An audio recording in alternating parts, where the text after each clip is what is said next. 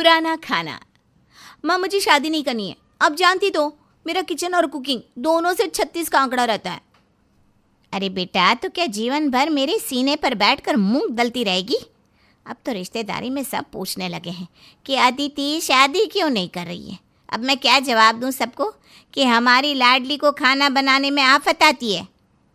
Mummy, अगर आपको लोगों के पूछने से इतनी दिक्कत हो रही है ना तो ठीक है, बता दो साफ साफ कि नहीं बनता मुझसे किसी के लिए खाना। अरे भाई, लड़की बनकर जन्म लिया है तो कोई ज़रूरी तो नहीं कि सबको कुकिंग करना अच्छा ही लगता हो।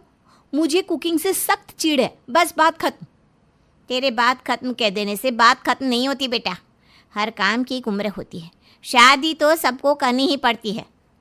हाँ, मैं शादी करने के लिए तैयार हूँ, लेकिन आप एक बात कान खोलकर सुन लो कि मैं शादी के बाद किसी के लिए 3 टाइम खाना नहीं बनाने वाली।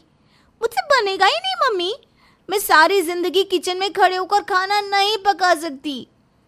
अगर मैं भी तेरी तरह बस ज़ुबान ही चलाती ना कि मैं 3 टाइम खाना नहीं बना सकती, तो तुम दोनों बाप बेटी भूखे मरते।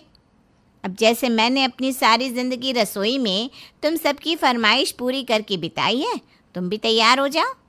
हर लड़की को अपना घर बसाने के लिए कुछ त्याग करने पड़ते हैं।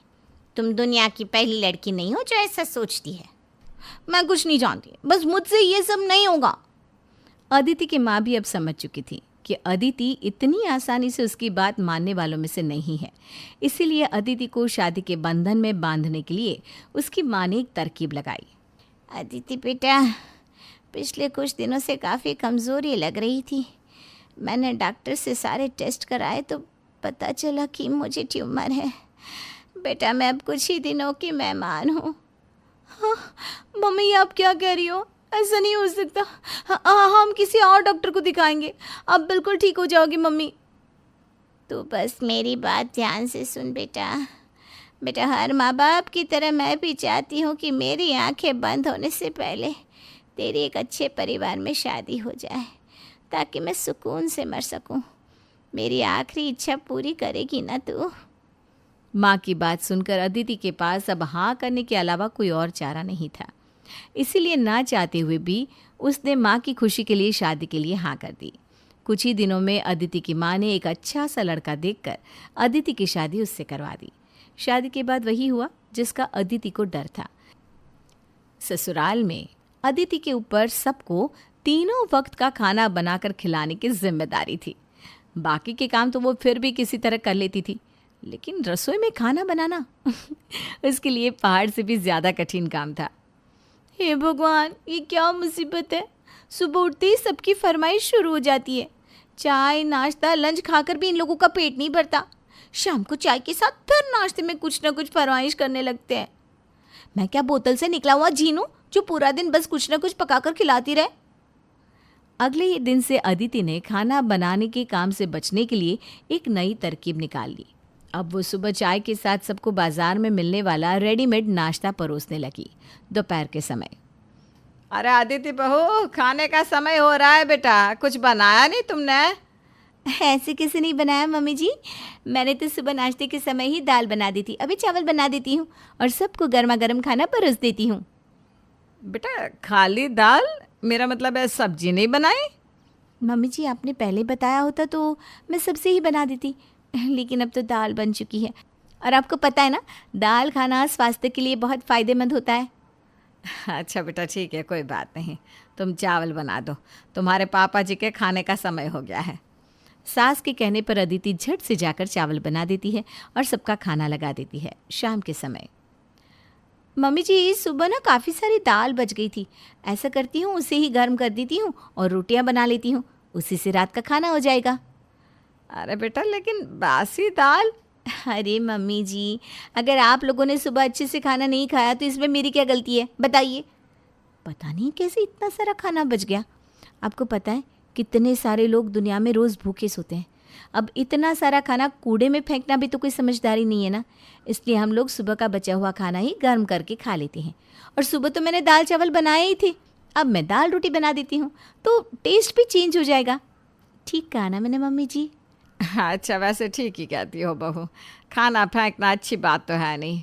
ठीक है, तुम खाना लगा दो, हम खा लेंगे। अदिति सुबह का बचा खाना सबको परोसकर बड़ी आसानी से खाना बनाने की मुसीबत से बच जाती है।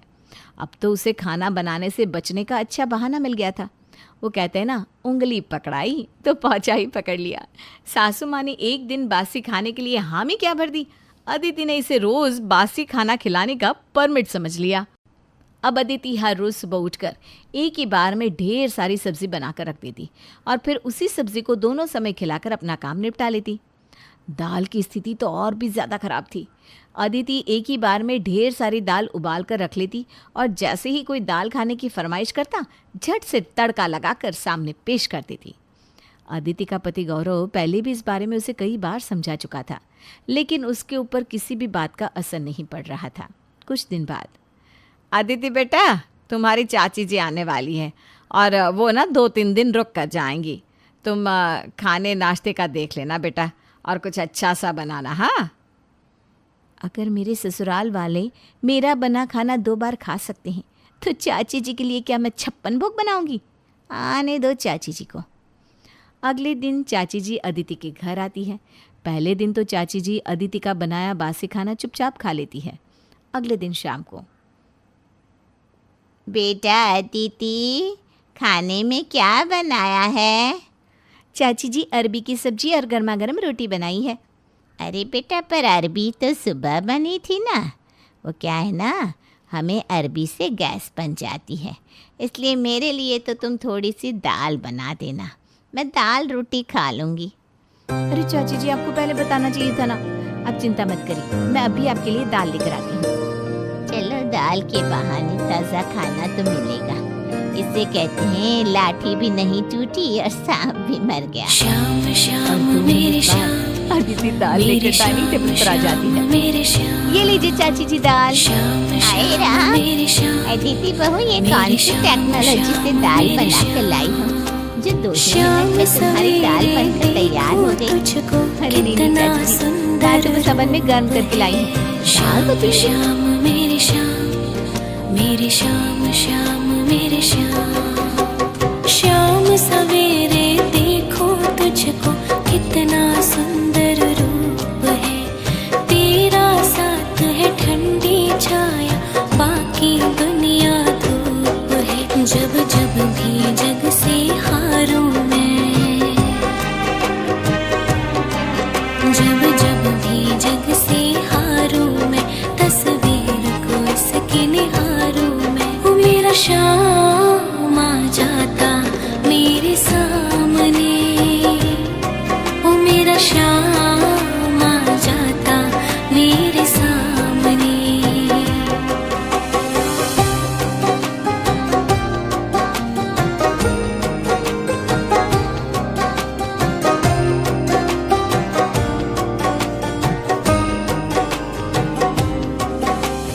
गिरने से पहले ही आकर बाबा मुझे संभालेगा।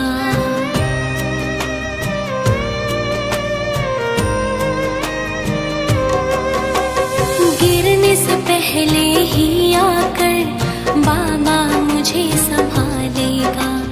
पूरा है विश्वास, राज को तूफानों से निकलेगा। ये तन मन तुझ पे वारूं मैं, ये तन मन तुझ पे वारूं मैं, तस्वीर की इसकी निहारूं मैं। वो मेरा शाम आ जाता मेरे सामने, वो मेरा शाम आ जाता मेरे सामने। शाम सवेरे देखो तुझ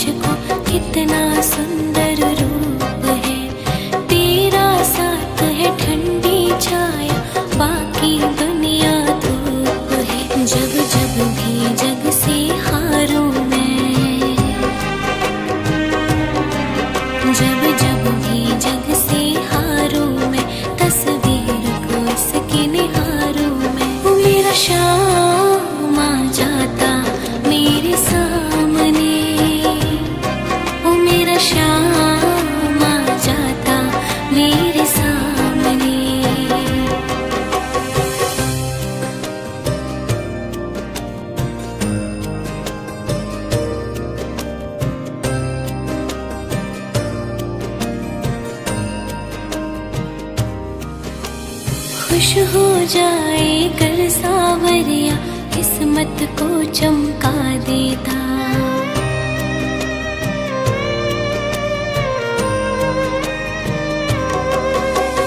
खुश हो जाए कर सावरिया किस्मत को चमका देता। हाथ पकड़ ले अगर किसी का जीवन स्वर्ग बना देता। ये बातें सोच विचारों में, ये बातें सोच विचारों में, तस्वीर को इसके निहारों में। वो मेरा श्याम आ जाता मेरे सामने, वो मेरा श्याम आ जाता मेरे सामने। शाम सवेरे देखो तुझको कितना सुंदर रूप है। तेरा साथ है ठंडी छाया, बाकी दुनिया धूप है। जब जब भी जग से हारूं मैं, जब जब भी जग से हारूं मैं, तस्वीर को इसके निहारूं मैं। वो मेरा श्याम आ जाता मेरे सामने, वो मेरा श्याम आ जाता मेरे सामने। पहले की है। क्या? बेटा वो क्या है ना, हमारी तबीयत थोड़ी सही नहीं लग रही। तुम ऐसा करो, खाना रहने दो, हमें तो बस एक ग्लास दूध दे दो। बेचारी चाची जी डर के मारे रोटी भी नहीं खाती कि कहीं ऐसा ना हो कि बहू रानी 1 हफ्ते पुराने गूंथे आटे की रोटी बनाकर उन्हें खिला दे। इसलिए चाची दूध पीकर ही सो जाती हैं। अगले दिन, जी मुझे ना कुछ काम याद आ गया है, अभी मैं चलती हूँ, फिर आऊँगी। हाँ अरे लेकिन तुम तो 4 दिन रुकने वाली थी ना, क्या बात हो गई? कुछ नहीं जीजी, कुछ नहीं, चलती हूँ मैं।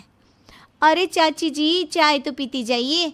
नहीं नहीं, तुम अपनी चाय अपने पास रखो, पता नहीं कितने दिन पुरानी फ्रिज में बचा कर रखी होगी। बेचारी चाची जी अदिति के बासी खिलाने की आदत से इतनी डर गई थी कि सुबह सुबह 6 बजे बिना कुछ खाए पिए ही वहाँ से 9, 2, 11 हो जाती है। अदिति बेटा, अब पानी सर से ऊपर जा रहा है। कभी कभार की बात अलग है कि सभी के घर में खाना बच जाता है, जिसे लोग दूसरे समय खाकर ख़त्म करते हैं, लेकिन तुमने तो इसे ही अपना रवैया बना लिया है। तुम हर रोज़ जानबूझकर इतना खाना बनाती हो कि 2 वक्त में भी ख़त्म ना होने पाए। हम लोग तो तुम्हारे हाथ का बना बासी पुराना खाकर किसी तरह काम चला ही रहे, लेकिन तुम मेहमानों के साथ भी ऐसा सलूक करोगी, ऐसे मुझे उम्मीद नहीं थी। तुमने तो अपनी चाची जी को भी नहीं बख्शा। बेचारी भूखी प्यासी यहाँ से भाग गई। द्वार पर आया अतिथि भूखे पेट लौट जाए, इससे बड़ा अपशगुन किसी गृहिणी के लिए और क्या होगा। अब वो सारी रिश्तेदारी में ये बात बताकर प्रचार कर देंगी कि हमारी बहू आलसी और कामचोर है, जिससे कोई भी मेहमान हमारे दरवाजे नहीं आएगा। अरे ये तो अच्छी बात हुई ना मम्मी जी, आप ही देखिए, महीने में कम से कम 5-6 बार तो मेहमान यहाँ आते हैं, अब हमें उनसे छुटकारा मिल जाएगा। अदिति बहू, तुमसे कुछ भी कहना मतलब भैंस के आगे बिन बचाना। तुम्हें कुछ भी समझ में आता है या नहीं? सास के मुंह से ऐसी बात सुनकर 2-4 दिन तो अदिति अच्छी बहू बनकर सबके लिए गर्म और ताज़ा भोजन पकाती है, लेकिन जल्दी वो अपने पुराने ढर्रे पर वापस आ जाती है। बेचारी सासू माँ और गौरव उसे लाख समझाते हैं, लेकिन अदिति पर किसी भी बात का कोई असर नहीं हो रहा था। सासू माँ भी ये बात अब अच्छी तरह समझ गई थी कि उनकी बहू सुधरने वाली नहीं है, इसीलिए उन्होंने भी अदिति को उसके हाल पर छोड़ दिया था।